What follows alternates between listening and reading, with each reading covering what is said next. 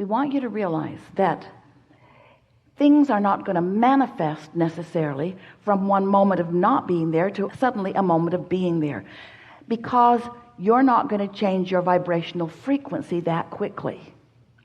But things are going to be adjusting, and you are going to begin to notice it. So the manifestation that we want you to focus upon is not the car in the garage or the lover in your bed or the money in your bank account. Not right now, not all of a sudden.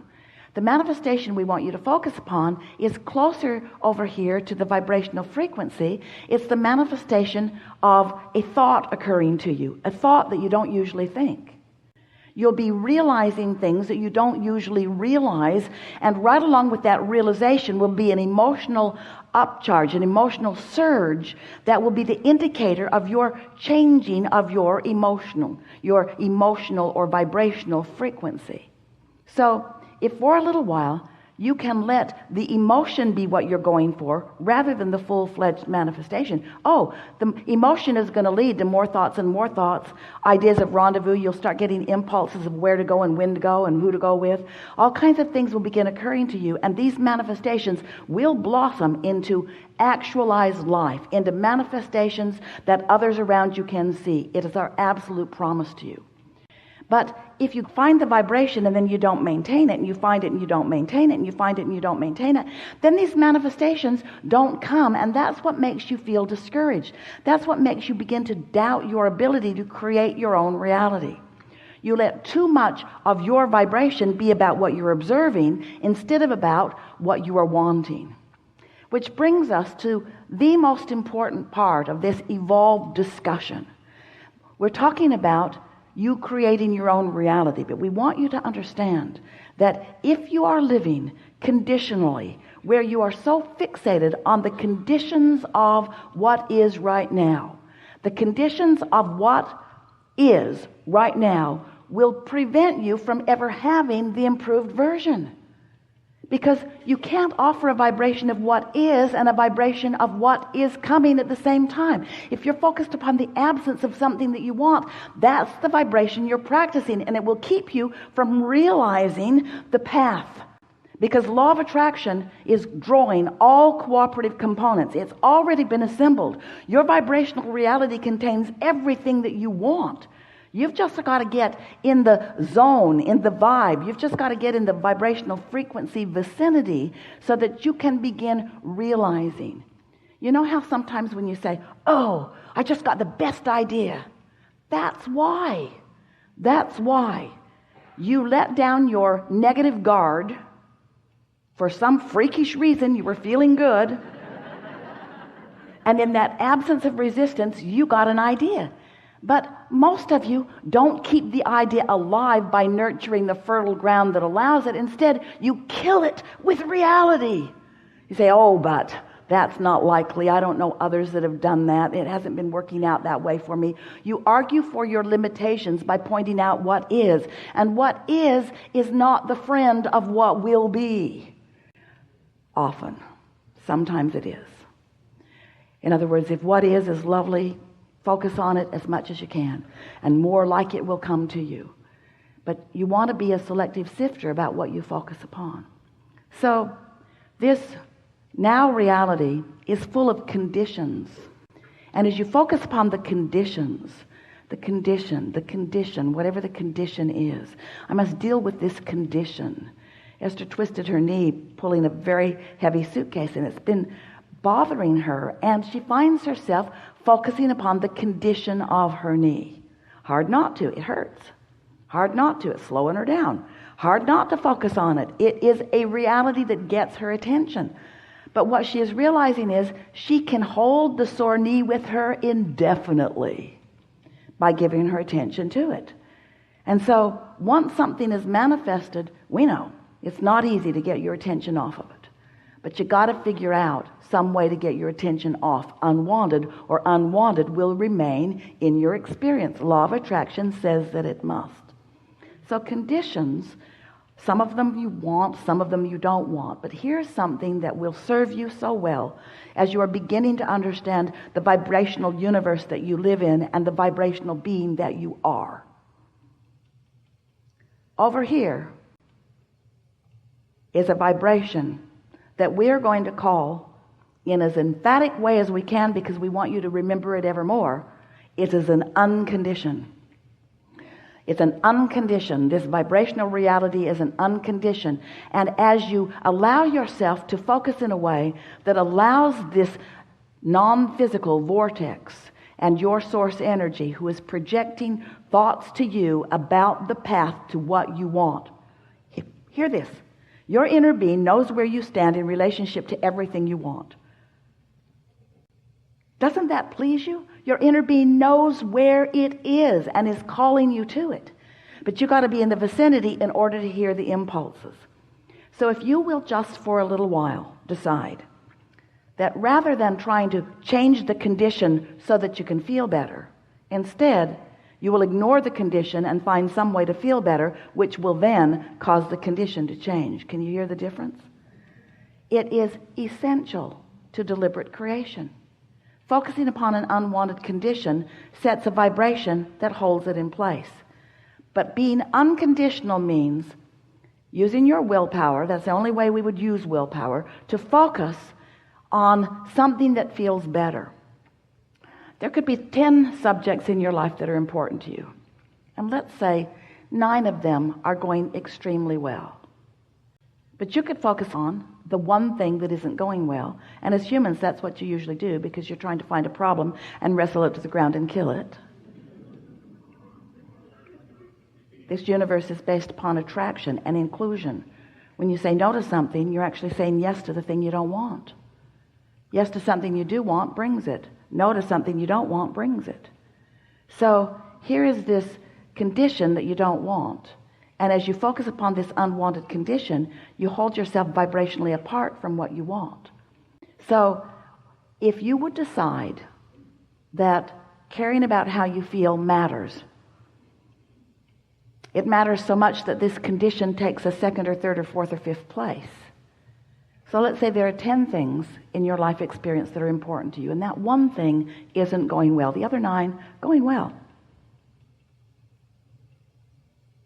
If you would focus upon the 9 things that are going well, or even one of the 9 things that are going well, that 10th thing would have to come into alignment. It would have to. Because vibrationally, you've cleaned it up. Vibrationally, you're using the 9 things that are going well as your reason for offering your vibration, which means you're now getting impulses about everything else. You're getting impulses about the thing that isn't going well. Let's turn it around. Let's say 9 things are terrible, and 1 thing is going really well.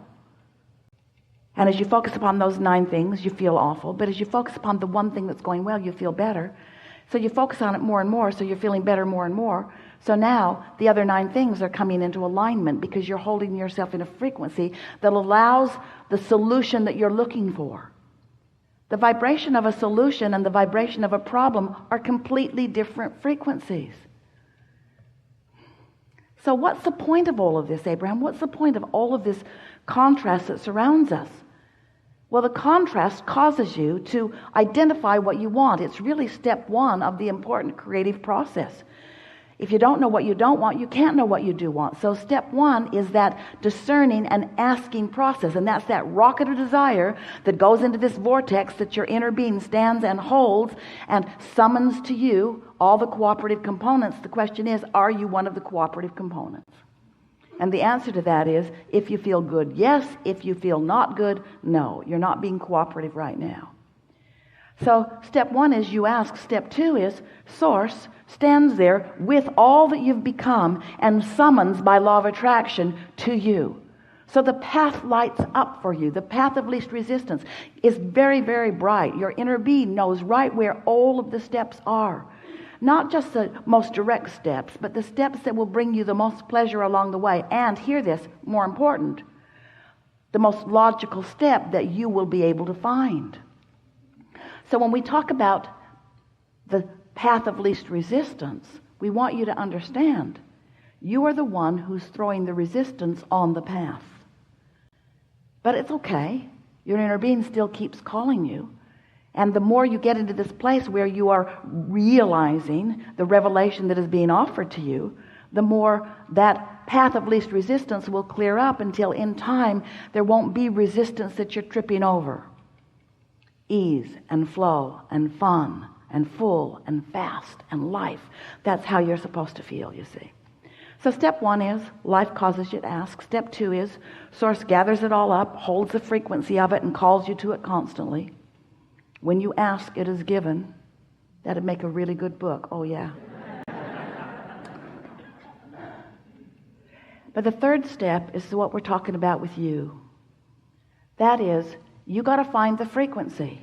And you got to practice to find it, which means you got to care about how you feel. You got to find the frequency that puts you in that place of realizing, and then you're off and running. There are no limits for you.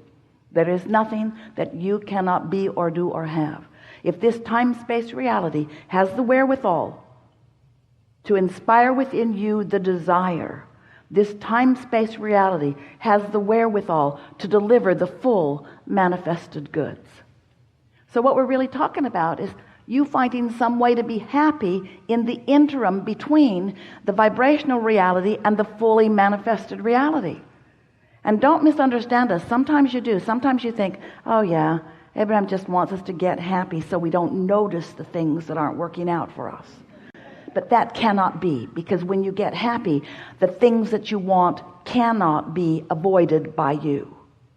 They have to come, and you will realize them.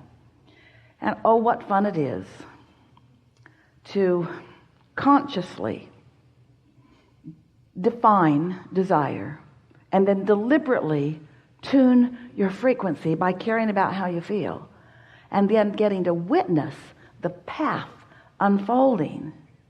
Such a fun path. After a little while, you'll begin to understand that the journey was what it was all about, that the destination is fleeting. Don't misunderstand. We want you to have all that stuff you want. We want you to have every bit of stuff that you want. We want you to have it. You have come into this leading edge place because manifestation is the leading edge way. We're not trying to talk you out of your manifestations. We're just wanting you to find more joy on your way to them. And so often, the things you want beat you up because you don't have them, and then you feel some sort of discouragement or blame about why you don't. Very clever. Must be my mother's fault. It's usually what you say. I think it's my mother's fault. Should have been different early on, and I would have had a much better go of it. We say, your emotions are here and now. You have control of them here and now. Stop dredging up that old stuff that doesn't apply anymore. All of your power is here and now.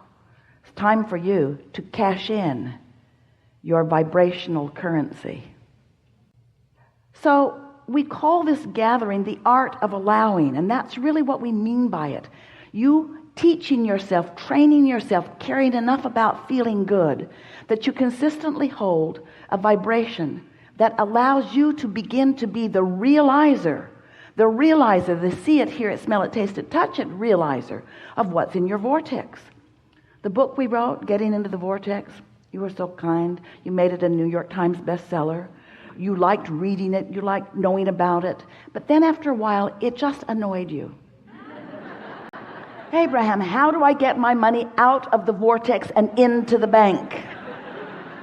All right, enough of this vibrational reality. I didn't come here for something I can't see or hear or smell or taste or touch. I came here for the tactile, delicious, manifested reality. Yes, you did. Yes, you did.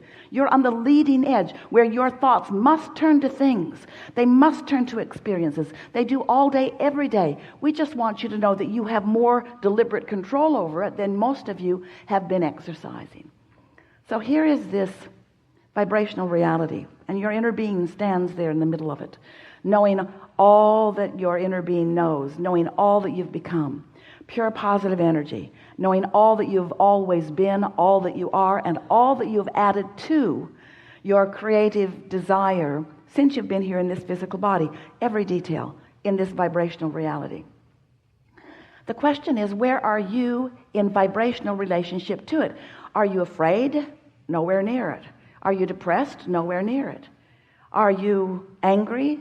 Closer, but nowhere near it. Are you frustrated? Closer, but not really there.